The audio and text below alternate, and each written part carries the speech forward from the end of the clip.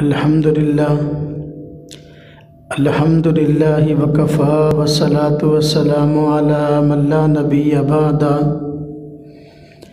اما بعد فاعوذ باللہ من الشیطان الرجیم بسم اللہ الرحمن الرحیم واتبع سبیل من اناب الی قال النبی صلی اللہ علیہ وسلم من یرید اللہ بہ خیرا یفقہہ فی الدین آمنت باللہ صدق اللہ العظیم وصدق رسولہ النبی الکریم ونحن علی ذلک من الشاہدین والشاکرین والحمد للہ رب العالمین اللہم صلی علی محمد وعلی آل محمد کما صلیت علی ابراہیم وعلی آل ابراہیم انک حمید مجید اللہم بارک علی محمد وعلی آل محمد کما بارکت علی ابراہیم وعلی آل ابراہیم انک حمید مجید۔ اللہ رب العزت نے امت مسلمہ میں دین اسلام کی حفاظت کے لیے اور دین اسلام کی دعوت اور تشریح کے لیے بے شمار ائمہ کرام پیدا فرمائے ہیں۔ ان ائمہ کرام میں ایک عظیم شخصیت سیدنا امام اعظم ابو حنیفہ رحمۃ اللہ علیہ کی ہے۔ سیدنا امام اعظم ابو حنیفہ رحمۃ اللہ علیہ ایسی عظیم شخصیت ہے کہ جن کے تقوی، پرہیزگاری، علم اور فقاہت کی پوری دنیا داد دیتی ہے، اور امت مسلمہ کا اکثر حصہ آپ کی تحقیقات اور تشریحات پر عمل کرتا آ رہا ہے۔ سیدنا امام اعظم ابو حنیفہ رحمۃ اللہ علیہ کمالات میں، فضائل میں بے شمار کمالات اور فضائل رکھتے تھے۔ آپ کی بڑی خوبی یہ ہے کہ آپ فقیہ ہیں،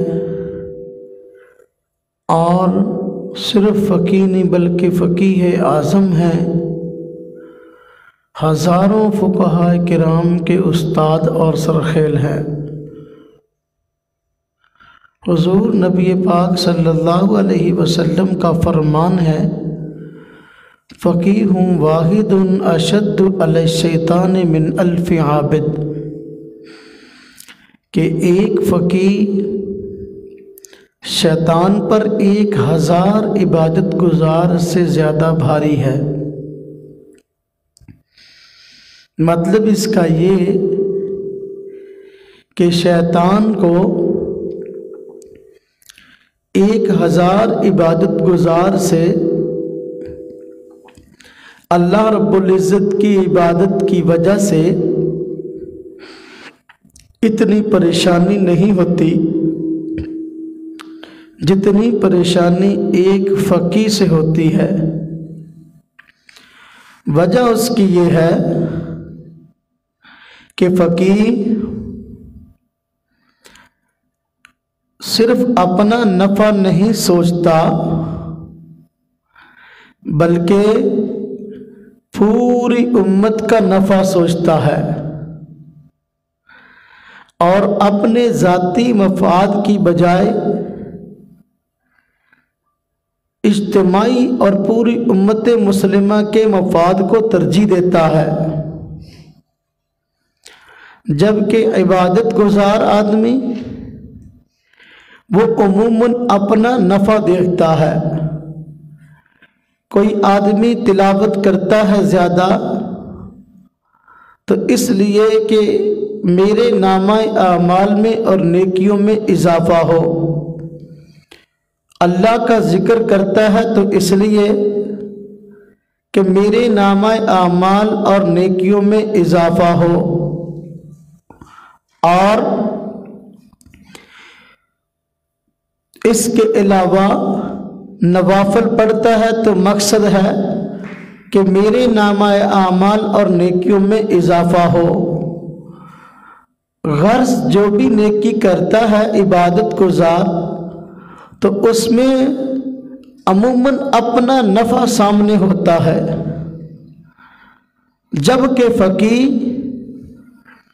یہ پوری امت کا نفع سوچتا ہے اور اپنی پوری زندگی کو امت مسلمہ کے مفاد میں خرچ کرتا ہے۔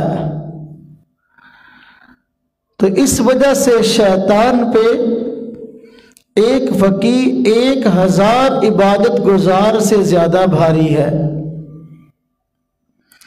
شیطان نہیں چاہتا کوئی آدمی نیکی کا کام کرے۔ جب کوئی آدمی نیک کام کرتا ہے تو شیطان کو پریشانی ہوتی ہے اور دل میں وسوسے ڈال کر پریشان کرنے کی کوشش کرتا ہے کہ کسی طریقے سے یہ آدمی اللہ کی عبادت سے ہٹ جائے اور اس نیکی کے کام کو نہ کرے۔ تو شیطان کو عبادت گزار سے بھی پریشانی ہوتی ہے، لیکن اس سے کہیں بڑھ کر اس کو پریشانی فقیہ سے ہوتی ہے، اس لیے کہ فقیہ یہ پوری امت مسلمہ کے لیے اپنی صلاحیتوں اور کوششوں کو خرچ کرتا ہے، اور اس کی کوشش ہوتی ہے کہ پوری کی پوری امت مسلمہ دین پر عمل کرنے والی بن جائے۔ ایک فقیہ محنت کر کے قرآن اور سنت سے مسائل نکال کے امت کے سامنے پیش کرتا ہے تو پوری امت مسلمہ کے افراد کے لیے آسانی ہو جاتی ہے کہ وہ بڑی آسانی سے دین اسلام پہ عمل کر سکتے ہیں، اور شیطان کے لیے یہ ایک بہت بڑی پریشانی ہے۔ شیطان خود دوزخ میں جائے گا تو وہ یہی چاہتا ہے کہ دوسرے لوگ بھی میرے ساتھ دوزخ میں جائے۔ تو جب فقیہ نے پوری امت کی ہدایت کے لیے سامان فراہم کر دیا اور دین پر اس کی محنتوں کی وجہ سے عمل کرنا آسان ہو گیا، تو اس وجہ سے زیادہ پریشانی اس کو فقیہ سے ہوتی ہے۔ جتنا پراپیگنڈا اور جتنی سازشیں اولیاء کرام کے خلاف شیطان کرتا اور کرواتا ہے، اس سے کہیں بڑھ کر سازشیں اور پراپیگنڈے فقہاء کرام کے خلاف کروائی جاتی ہیں۔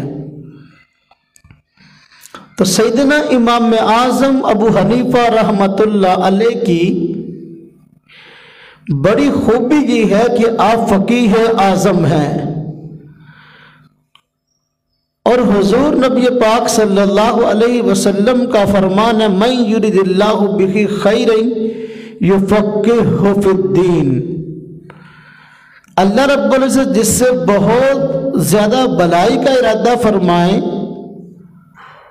تو اس کو دین میں گہری سمجھ عطا کرتے ہیں، اور فقہ کہتے ہی گہرائی والے علم کو ہیں، تو جو گہرائی والے علم پر ماہر اس کو فقیہ کہتے ہیں۔ اللہ رب العزت کو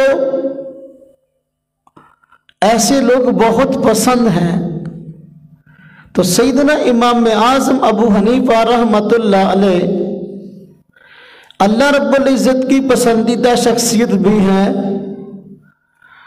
اور حضور نبی پاک صلی اللہ علیہ وسلم کی پسندیدہ شخصیت بھی ہیں، امت مسلمہ کی پسندیدہ شخصیت بھی ہیں،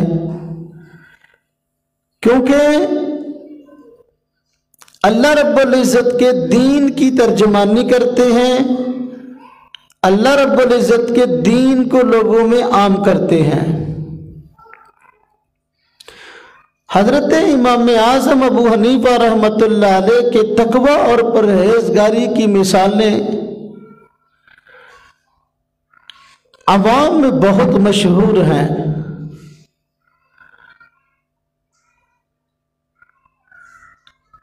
علماء کرام نے لکھا ہے کہ سیدنا امام اعظم ابو حنیفہ رحمۃ اللہ علیہ کپڑے کے بہت بڑے تاجر تھے، فقیہ بھی تھے، ہزاروں علماء فقہا کے استاد بھی تھے اور تاجر بھی تھے۔ تو کپڑے کی ایک دکان آپ کی موجود تھی۔ ایک مرتبہ ایسا ہوا کہ آپ کی دکان میں ایک کپڑا نقص والا تھا، تو دکان کے ملازم کو آپ کہہ کر یہ کہیں گے کہ یہ کپڑا نقص والا ہے تو جس کسی کو دینا تو بتا کے دینا۔ لیکن ایسا ہوا کہ سیدنا امام اعظم ابو حنیفہ رحمۃ اللہ علیہ دکان سے باہر گئے تو اس کپڑے کو خریدنے کے لیے کوئی گاہک آیا اور دکان کے ملازم نے اس کپڑے کو نقص بتائے بغیر بیچ دیا، وہ نقص بتانا بھول گیا۔ جب حضرت امام اعظم ابو حنیفہ رحمۃ اللہ علیہ واپس آئے تو اس ملازم نے کہا کہ یہ پیسے ہیں اور فلاں کپڑا بک گیا ہے۔ آپ نے پوچھا کہ وہ تو نقص والا تھا، کیا آپ نے اس کو نقص بتایا تھا؟ ملازم نے کہا کہ میں نقص بتانا بھول گیا تھا۔ تو آپ بہت پریشان ہوئے اور فوراً جو اس نے رقم ادا کی تھی وہ ایک تھیلی میں تھی، آپ نے اس کو دیکھا بھی نہیں تھا، فوراً وہ اٹھائی اور پوچھا کس طرف گیا ہے، اور اس جانب بھاگ نکلے۔ تو دیکھا تو کپڑا ہاتھ میں لیے ہوئے وہ شخص ایک جوہر کے پاس سے گزر رہا تھا۔ تو آپ نے اس کو آواز دی اور کہا کہ یہ کپڑا فلاں دکان سے آپ نے خریدا ہے؟ تو کہنے لگا جی ہاں فلاں دکان سے میں نے خریدا ہے۔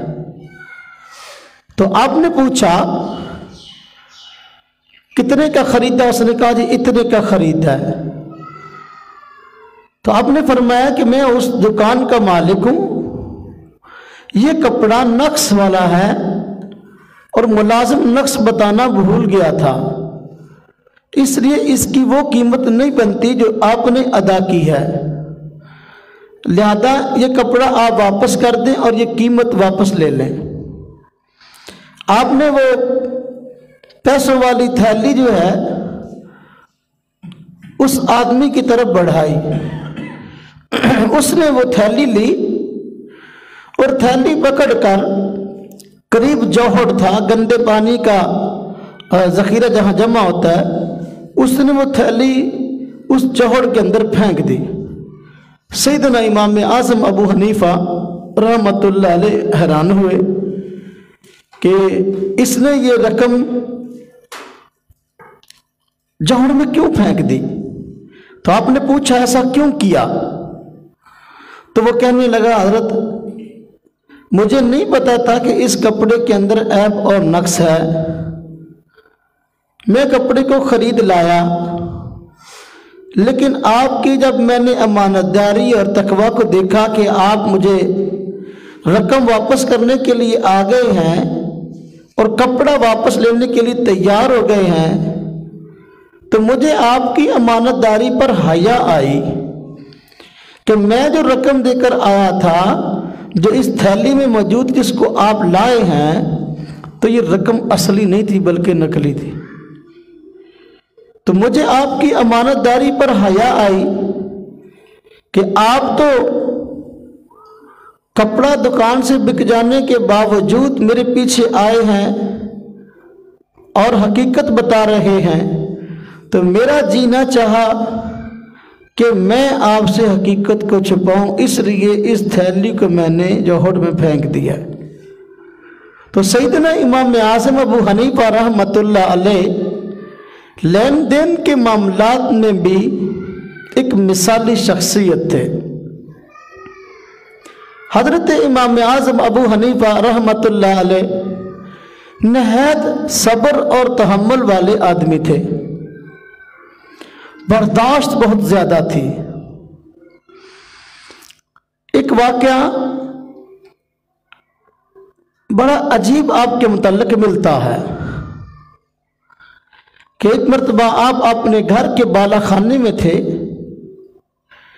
یعنی ایک گھر وہ ہوتا ہے جو زمینی نچلی منزل ہوتی ہے، تو آپ کا گھر اوپرلی منزل میں تھا۔ تو آپ اوپر والی منزل میں تھے، ایک شخص آپ کو تنگ کرنے کی نیت سے آیا۔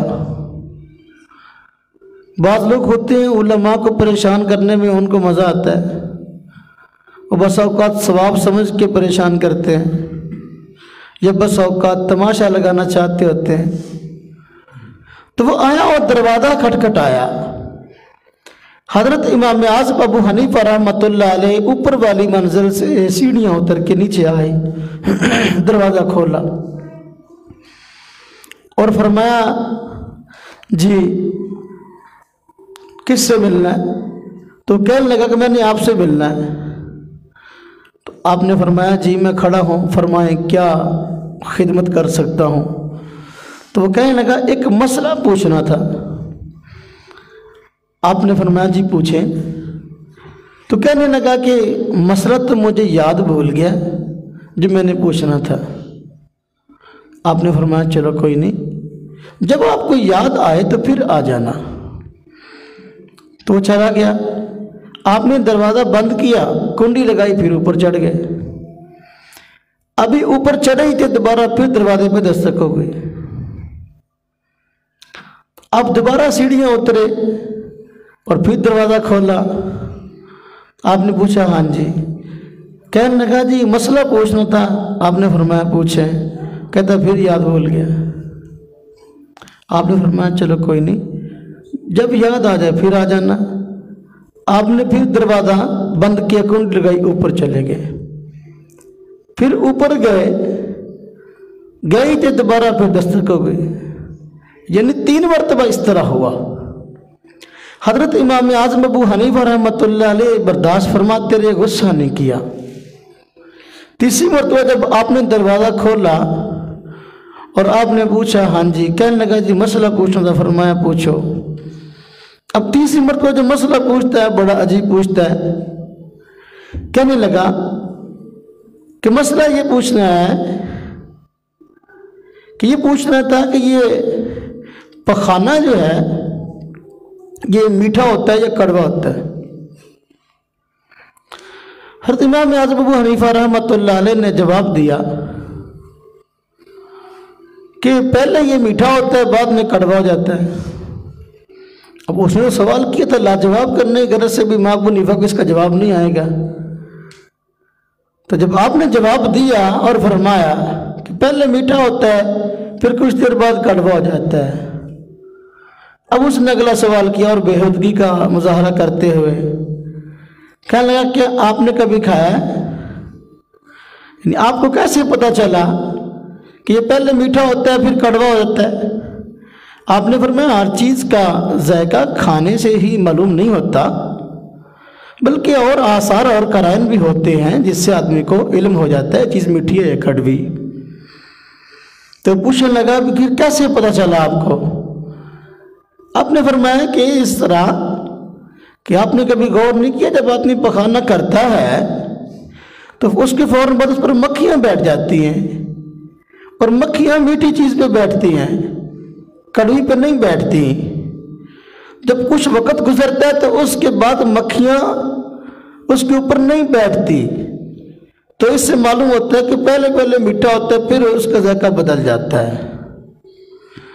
تو سیدنا امام اعظم ابو حنیفہ رحمۃ اللہ علیہ کی برداشت اور صبر دیکھیں کہ اس آدمی نے اس طرح کے بےہودگی والا انداز اختیار کیا، لیکن آپ نے نہایت صبر اور تحمل سے جواب دیا۔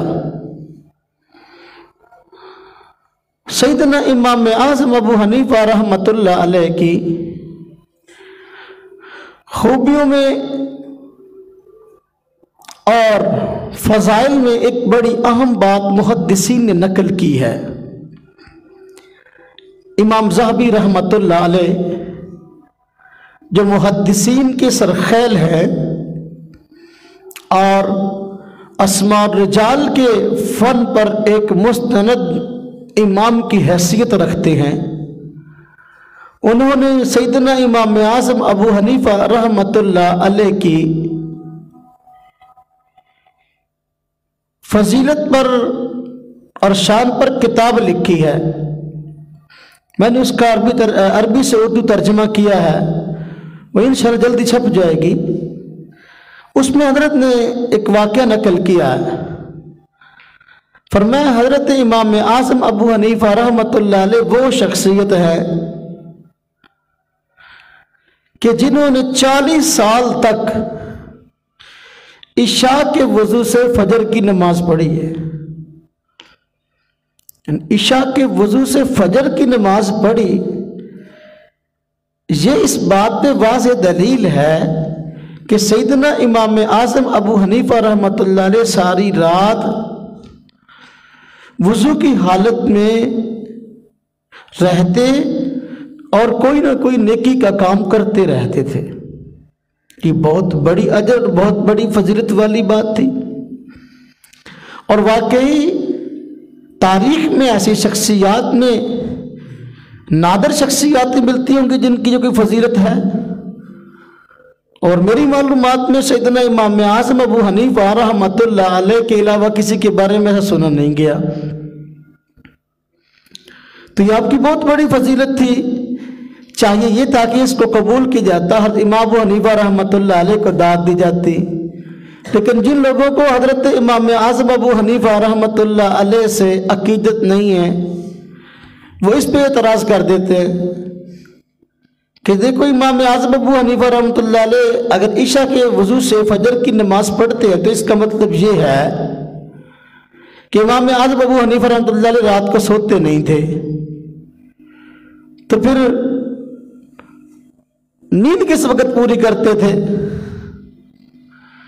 یعنی اعتراض کا ایک اچھی چیز سے بھی اعتراض کا پہلو نکال لیا کہ آرام کس وقت کرتے تھے۔ تو اس کا جواب خود جو ہے حضرت امام اعظم ابو حنیفہ رحمۃ اللہ علیہ کے حالات میں موجود ہے کہ آپ کے آرام کا وقت عموماً جو ہے وہ ظہر کی نماز کے بعد ہوتا تھا۔ آپ کی باندی خود بیان کرتی ہیں کہ آپ کے معمولات میں آرام کا وقت ظہر کے بعد کا تھا، تو آپ آرام بہت کم کیا کرتے تھے، لیکن باہر کا اتنی بڑی فضیلت ہونے کے باوجود جن حضرات کو عقیدت نہیں ہے تو بس اوقات وہ اچھی باتوں سے بھی برے پہلو نکالنے کے چکر میں ہوتے ہیں۔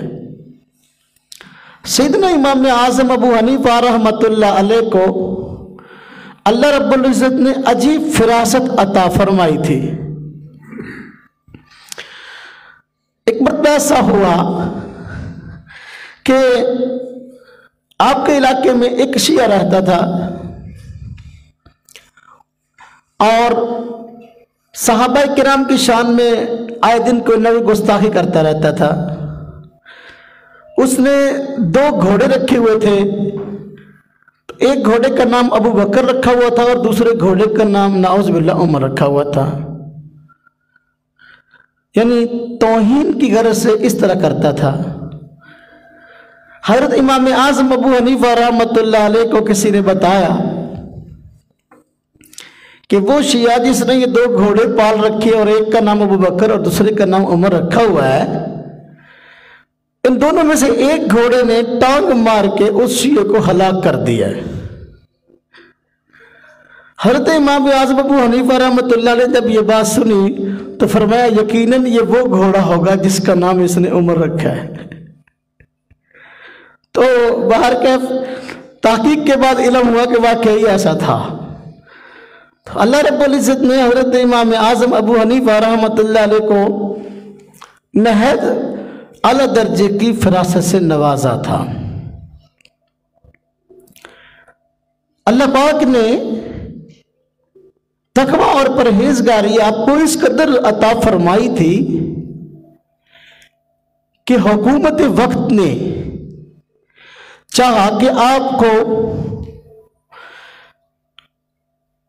ریاست کا چیف جسٹس بنا دیا جائے،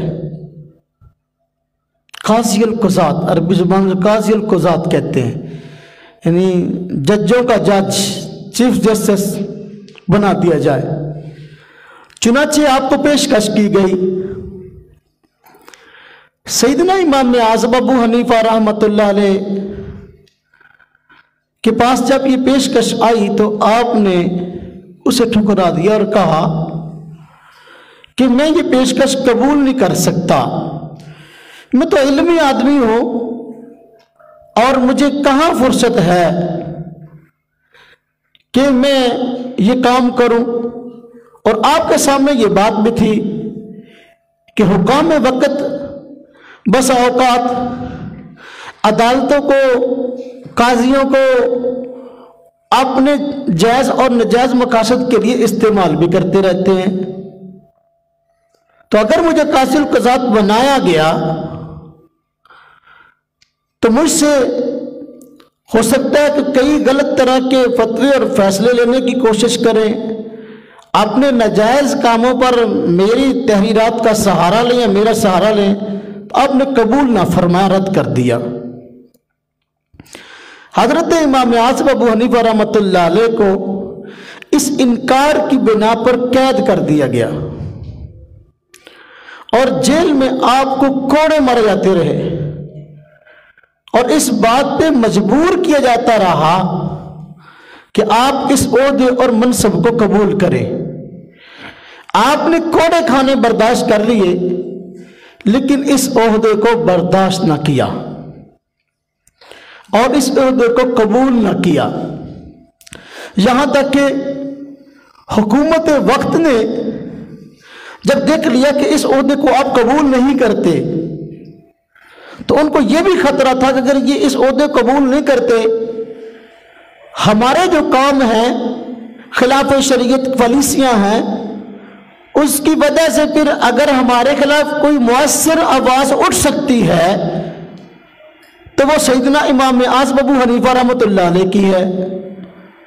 ایسا نہ ہو کہ ہمارے ان غلط کاموں پر وہ آواز اٹھائے اور عوام تو ان کو بہت چاہتی ہے، تو پھر ان کی آواز کی وجہ سے لوگ لبیک کہیں اور پھر جو ہے ہماری حکومت کا تختہ الٹ دیا جائے۔ پہلے تو لالچ دے کر، کئی طرح کے محلات کے لالچ اور کئی طرح کے سونے کے لالچ دیے گئے، آپ نے قبول نہ کیا، جیل میں ڈالا گیا، قبول نہ کیا، کوڑے مارے گئے، آپ نے قبول نہ کیا کہ میں چیف جسٹس نہیں بننا چاہتا، تو پھر انہوں نے آخری حربہ یہ استعمال کیا کہ ان کا زندہ رہنا ہمارے لیے نہایت نقصان دہ ہے۔ حضرت امام اعظم ابو حنیفہ رحمۃ اللہ علیہ کو جیل کے اندر زبردستی زہر پلا دی گئی اور جیل کے اندر آپ کی شہادت ہوئی۔ اگر امام اعظم ابو حنیفہ رحمۃ اللہ علیہ دنیا دار شخص ہوتے اور دنیا کے کسی عہدے اور منصب کو چاہتے ہوتے، دنیا کے کسی لالچ کو سامنے رکھتے، اتنی بڑی پیشکش جو آپ کو کی گئی آپ کبھی نہ ٹھکراتے۔ آپ کو دنیا سے لگاؤ نہیں تھا، آپ اللہ والے، تقوی اور پرہیزگاری کے پہاڑ تھے، اس لیے جیلیں برداشت کی، کوڑے برداشت کر لیے اور زہر زبردستی آپ کو پلایا، آپ نے شہادت تو قبول کر لیا، لیکن کسی بھی غلط آدمی کے ساتھ کھلونے کے طور پر استعمال نہیں ہوئے۔ یہ آپ کی اعلیٰ درجے کی پرہیزگاری اور آپ کا تقویٰ ہے۔ آپ کا جنازہ جیل سے اٹھا ہے۔ سیدنا امام اعظم ابو حنیفہ رحمۃ اللہ علیہ کی یہ عظیم قربانی، یہ ہمیں اس بات کا درس دیتی ہے کہ حق کی خاطر انسان کو کوئی پریشانی آئے، اس کے لیے مارے کھانی پڑے، اس کے لیے جیلیں برداشت کرنی پڑے، اس کے لیے شہادت ہو، تو یہ مسلمان کے لیے اعزاز کی بات ہے۔ آپ وہ شخصیت ہیں جن کی یہ تقویٰ اور پرہیزگاری کی حالت ہے۔ اللہ رب العزت نے سیدنا امام اعظم ابو حنیفہ رحمۃ اللہ علیہ سے دین کی خدمت کا ایک عظیم کام لیا ہے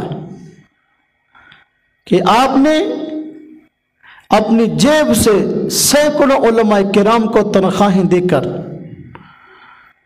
دین اسلام کو مدون کروایا ہے، اور طہارت سے لے کر سلام تک، زندگی کے آخری شعبے تک اور زندگی کے آخری پہلو تک اسلام کی جن دینی بنیادی باتوں کی عام انسان کو عمل کے لحاظ سے ضرورت پڑتی ہے، آپ نے وہ ساری کی ساری چیزیں آسان انداز سے لکھوا دی ہیں۔ اس سے پہلے دین اسلام اس طرح تفصیلاً لکھا ہوا موجود نہیں تھا۔ عام طور پہ کچھ نہ کچھ لکھی ہوئی باتیں تھیں، لیکن عام طور پر جو مدار تھا وہ عمل پر تھا اور ذہن پر تھا۔ ذہن میں جو باتیں محفوظ ہو جاتی وہ کافی سمجھی جاتی تھی۔ حضرت امام اعظم ابو حنیفہ رحمۃ اللہ علیہ نے اگلی نسلوں کے لیے دین اسلام پر عمل کرنا آسان بنا دیا، اس لیے آپ کو دین اسلام کا مدون اول کہا جاتا ہے۔ آپ کا اصل نام نعمان تھا اور لقب آپ کا ابو حنیفہ ہے۔ یہ لقب آپ کو امت مسلمہ نے عطا کیا ہے۔ ابو حنیفہ کا معنی دین حنیف، دین اسلام کی سب سے پہلے تشریح کرنے والا آدمی، دین اسلام کی سب سے پہلے تدوین کرنے والا آدمی۔ دین حنیف دین اسلام کا لقب ہے۔ قرآن کریم میں اللہ رب العزت نے ارشاد فرمایا وَاتَّبِعْ مِلَّةَ إِبْرَاهِيمَ حَنِيفًا، آپ حضرت ابراہیم علیہ السلام کی ملت کی پیروی کیجئے جو حنیف ہے۔ تو دین اسلام اس کا لقب دین حنیف ہے۔ دین حنیف کہتے ہیں اس دین کو جس میں شرک نہ ہو، توحید ہی توحید ہو۔ حضرت امام اعظم ابو حنیفہ رحمۃ اللہ علیہ نے اس دین کی تدوین کروائی ہے اور قرآن و سنت سے مسائل نکال کر سارے کے سارے لکھوائے ہیں تاکہ امت مسلمہ کے لیے عمل کرنا آسان ہو جائے۔ اس لیے امت نے آپ کو ابو حنیفہ کا نام دیا ہے، ابو حنیفہ کا لقب دیا ہے۔ آپ وہ شخصیت ہے جن کا کام آپ کے نام پہ غالب آ گیا ہے۔ نام نعمان ہے۔ نعمان کا معنی بہت بڑی نعمت ہے۔ نعمان کا معنی ایک بڑا عظیم آپ کے لیے اعزاز تھا، امت مسلمہ کے لیے آپ عظیم نعمت ہیں۔ لیکن جب ابو حنیفہ لقب پڑ گیا تو اب لوگ ابو حنیفہ کے نام سے تو آپ کو جانتے ہیں، لیکن آپ کا نام نعمان ہے یہ بہت کم لوگ جانتے ہیں۔ جس طرح سیدنا ابو بکر صدیق رضی اللہ عنہ ہے، آپ کا اصل نام عبداللہ تھا، لیکن لوگ کہتے ہیں ابو بکر۔ ابو بکر کہتے ہیں کسی بھی کام میں پہل کرنے والے کو۔ سیدنا ابو بکر صدیق رضی اللہ عنہ نے ہر نیکی کے کام میں پہل کی ہے، تو آپ کا کام آپ کے نام پہ غالب آ گیا۔ اب لوگوں کو شاید ہی کسی کو پتہ ہے، بہت کم علماء میں، کہ آپ کا اصل نام عبداللہ تھا، لیکن مشہور ابو بکر ہے۔ تو حضرت امام اعظم ابو حنیفہ رحمۃ اللہ علیہ کا اصل نام نعمان ہے، لیکن لوگ ابو حنیفہ کہتے ہیں، تو لوگوں کو پتہ ہی نہیں ہے کہ ابو حنیفہ کی وجہ کیا ہے۔ بعض کون ذہن لوگ سمجھتے ہیں ابو حنیفہ کا معنی حنیفہ کا باپ۔ شاید کہ حضرت امام ابو حنیفہ رحمۃ اللہ علیہ کوئی بیٹی حنیفہ نام کی تھی، تو اس کے نام سے آپ کی کنیت ابو حنیفہ ہے، حالانکہ بات ایسی نہیں ہے، آپ کی کوئی بیٹی تھی نہیں اور حنیفہ کے نام کی کیسے ہوتی؟ تو ابو حنیفہ کا معنی حنیفہ کا باپ نہیں ہے، ابو حنیفہ کا معنی ہے دین اسلام کی سب سے پہلے تشریح اور تدوین کروانے والا۔ تو اللہ رب العزت نے حضرت امام اعظم ابو حنیفہ رحمۃ اللہ علیہ کو بے شمار خوبیاں عطا فرمائی تھیں، تو آپ کی خوبیوں میں ایک عظیم خوبی تھی کہ آپ نے دین اسلام کو تحریری شکل میں مدون کروایا ہے، اور یہ امت مسلمہ پر ایک بہت بڑا احسان ہے۔ اللہ رب العزت ہم سب کو آپ کی قدردانی کی توفیق عطا فرمائے۔ وآخر دعوانا ان الحمد للہ رب